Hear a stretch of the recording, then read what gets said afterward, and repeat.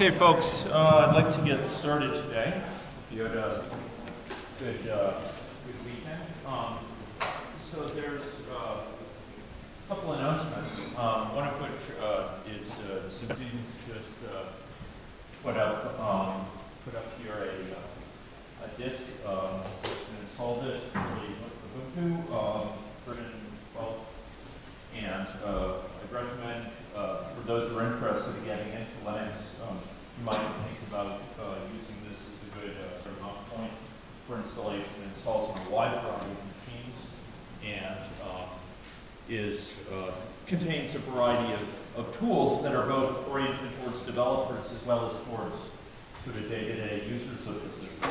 It has a very accessible graphical interface and comes with for example, LibreOffice installed, which is compatibility with Microsoft Office. It is a quite accessible system to get it started. Yeah. Are we meant to put them back when we develop them? I can speak to this. Perhaps the person who put it up here can say why. I think it would be advisable that people make some arrangements to return it out to the class, because if we left it here during the day, it would probably be spirited away at some point for no better study. So I'm not sure who originated this, but maybe someone else wants to borrow it. You could come up here, the person who lent it, come up here, and you could make an arrangement for returning it. Yeah. I heard about you just take one pass as well. Okay, terrific. There's one of them up here. Do you want me to circulate it right now, or just leave it up here to watch the file? Okay. I'll leave it up here so it doesn't just get forgotten somewhere along the way in one of these tables. I appreciate that. Make sure you let me know your name. That's participation in a serious way. So that's good. So I'd like to thank the volunteers who are behind that. I saw some other discs circulating as well, so it's evidently benefiting people.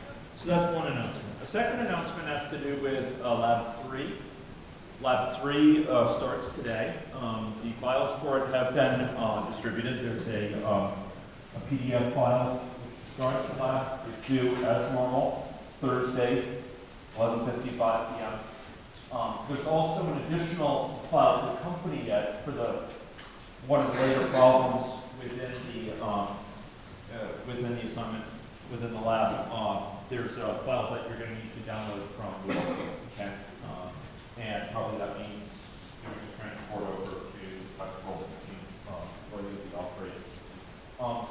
This assignment, reflecting our last week of material, this assignment spans, on the one hand, material related to use of Unix, Unix shells, commands within Unix, utilities on the one hand, and on the other,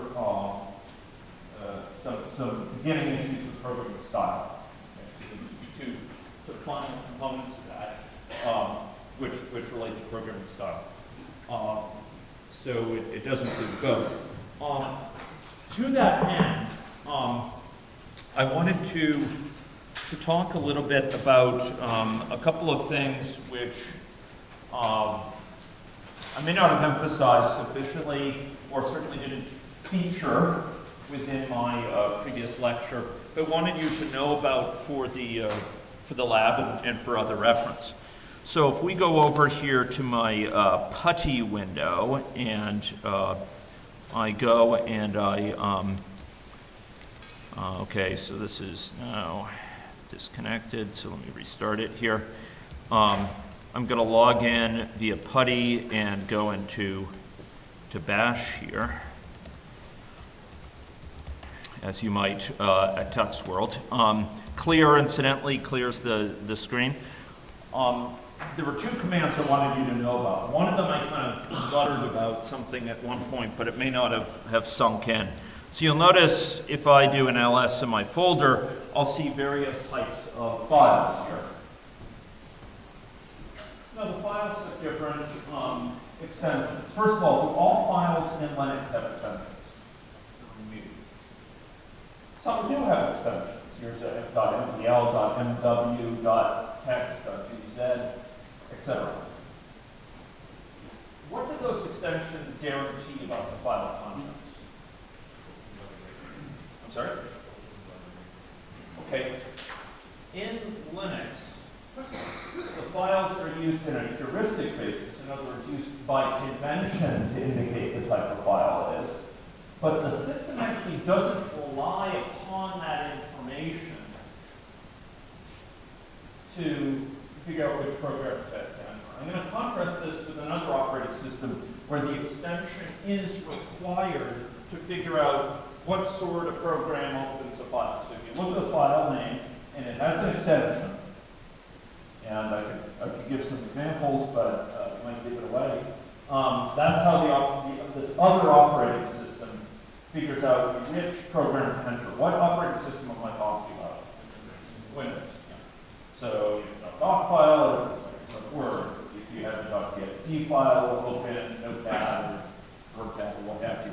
If you have a file that's a .exe, you seek to run it. If you have a file that's a .com, it also knows how to run this. So there, it actually looks up in a little bit of the database it has, and you can actually create new entries in the database and delete those and what have you if you want to. But it uses this as the extension to figure out, okay, what do I use to open it? Linux is different in that regard.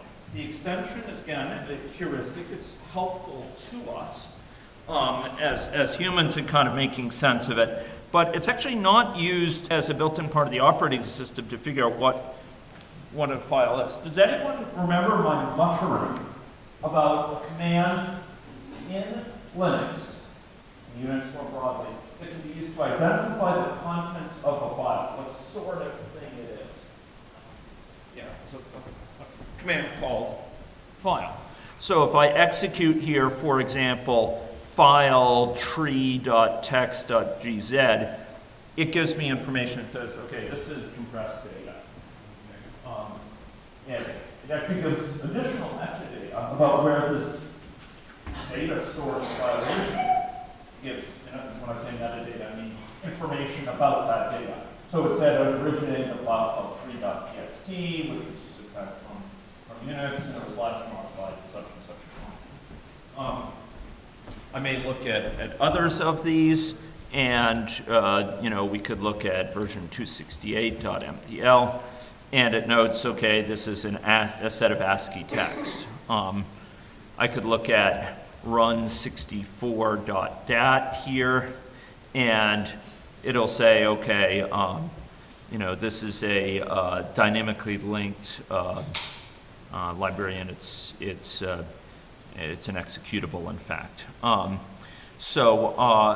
In short, the file command can be used to extract metadata that says what sort of file this is. This can be very useful at times. It can clue you into to the presence of certain unexpected contents in certain files, for example. We can use it broadly to sort of gather information about what we're dealing with. So that's the file command in Linux.